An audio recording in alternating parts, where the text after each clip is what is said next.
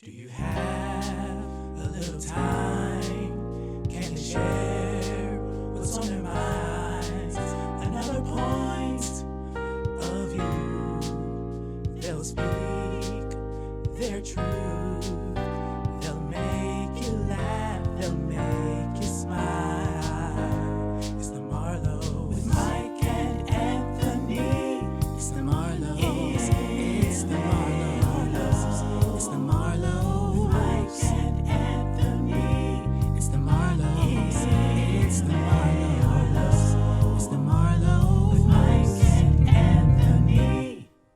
And we got to see Coming to America 2. We did, which was I enjoyed it. You know what? Here's the thing.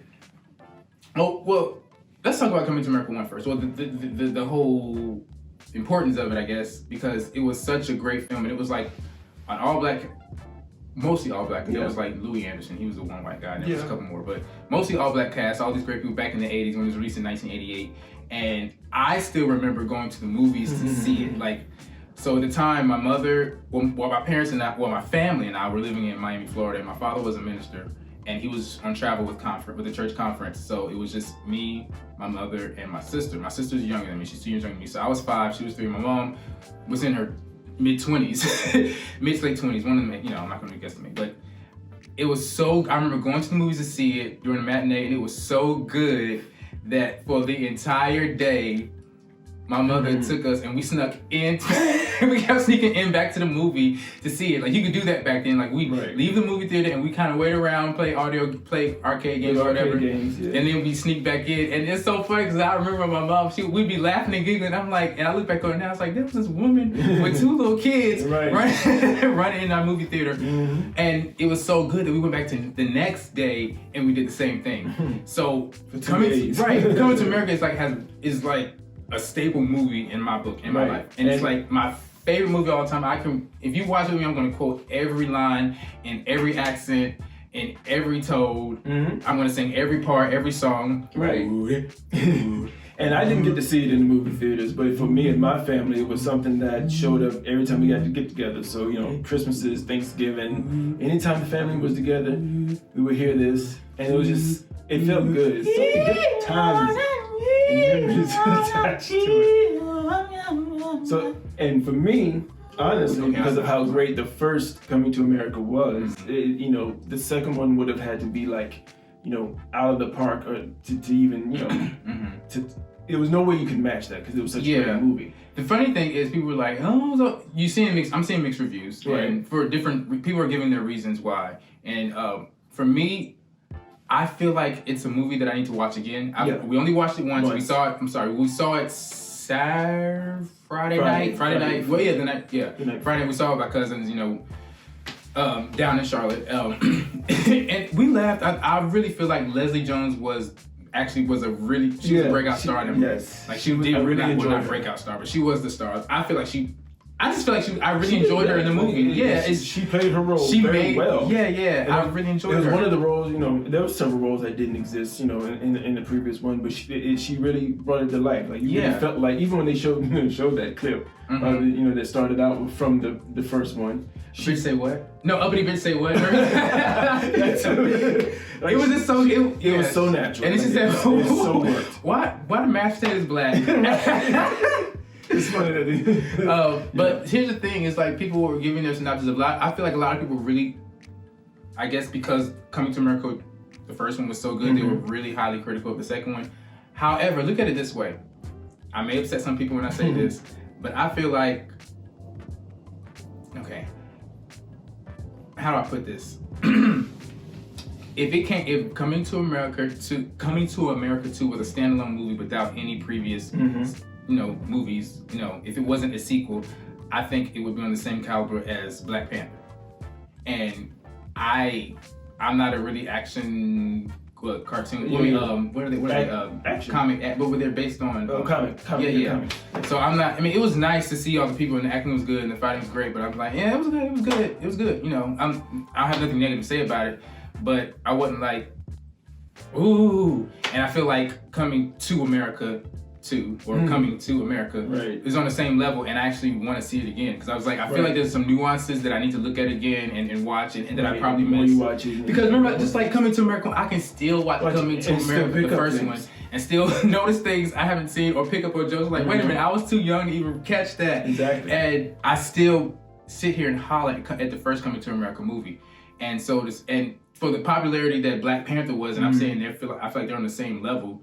I feel like people should have been like, oh yeah, it was a good movie, point blank period. I'm not saying don't compare it to one, but because it's hard not to. Because when you hear the word sequel and you have a preconceived notion of what the sequel is going to be, like even you and I talked about what the storyline was going to be, whatever. Yeah. A bunch of different options, but the bottom, for me, what I really liked about it was it's almost like it was a reinterpretation of a classic. Like it's not just a sequel. It was the Coming to America premise, but just reimagined in a different way that's appropriate for right now. Yeah. And so it's like it's almost kind of hard to compare them. Like it's standalone, a standalone good movie all by itself. Yeah, it was good. The production was right. Was good. It was entertaining. Yeah, it made you laugh. And they paid homage to the original. You had an appropriate amount of clips that brought you back to the first one. So I can't complain. I mean, yeah, it would never take the place of the first one, but no, yeah, definitely. But I think they got as close as you could possibly get.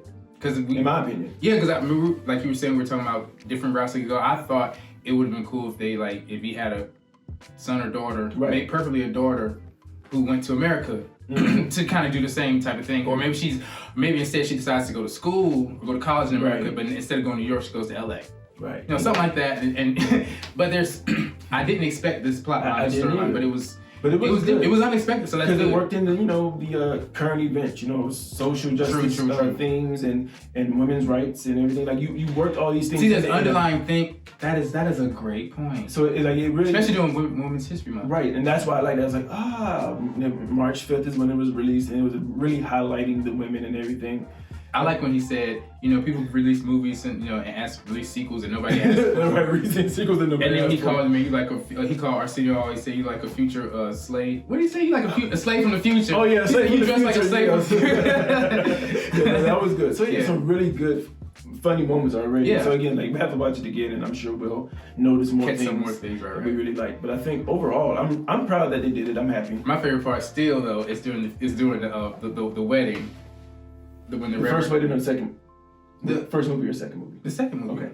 Yeah. Sorry, I mean to be nice, but we are talking about. Okay, sorry. See how I am? Like I don't we talking about the second movie. What's my sorry. Anyway, but yes, the second movie, the wedding, when the reverend's preaching, it was like, well, first of all, it's like it's a crack house or whatever. But then when he was preaching, and I know I heard somebody speaking in tongues. In the audience, no, something. I was like, why? Yes. Oh god. Like it embodies the Black American spirit. Like it just, it's and that's the thing. Okay, so I love that. Okay, so you watch movies. There are certain movies that are really classics or really good for Black people, and that they don't get all the acclaim, which is like I understand why they want more Black faces and voices and like global the Global Globe institutions, the Oscar for the Academy Awards and things like that, because all these voting members. Yeah, because there's movies out here that are really good to us, but because we are on the boards. What I'm saying is there's movies that are really good to us, but because other cultures or other races don't really understand the nuances and the little details that make it hilarious to us, it's not funny. And we're like movies like such Kingdom Come. Like that movie is hilarious, but you have to be like a Black person who knows how to be in a Black family and being grown in a Black church and things like that. It's those type of movies because it's all the small details that the director or the writer or the producers or the creative people pay attention to. That people like us will pick up on, and that deserves credit. Yeah, so there needs to be more people like us on all of these voting boards and commissions and with the voting rights, because we are the people that understand what we're seeing on the screen. It's not just I don't understand what that. There's certain things like in Kingdom Come that I feel like some people outside of Black culture won't even notice on the screen, but we're picking up on it, and it's hilarious, and it's not even the focal point of what's happening. He's like, look at the background, you see what they did, and it's hilarious. Well, even the way how people say how our dialect and how we choose to say certain words, it's just. Yeah. So there's still a ways to go for our representation in more of the places that matter. Mhm. It's great that we are receiving more of the awards and there is more recognition. The awards are being given, but we need more of us on the voting, on the executive level. But I think a lot of us are we're pretty much creating our own lanes, building our own tables. So it's like don't wait for the institution. Yeah, and like if I get a Grammy, if I get an Oscar, if I get an Academy Award, if I get a Globe, whatever, if I get a Tony, of course that's awesome because you're being recognized by your peers. But you don't want to have to kill yourself and change who you are. Right. And that's why things like the Image Awards and the NAACP. Yeah, that's why those are important. And the awards that recognize and they can recognize these nuances and uplift our culture and our entertainment. So it's be like, hey, we see you, we see what you're doing, we appreciate it, right? So yeah. So all that happened over the weekend. I don't even think we covered it.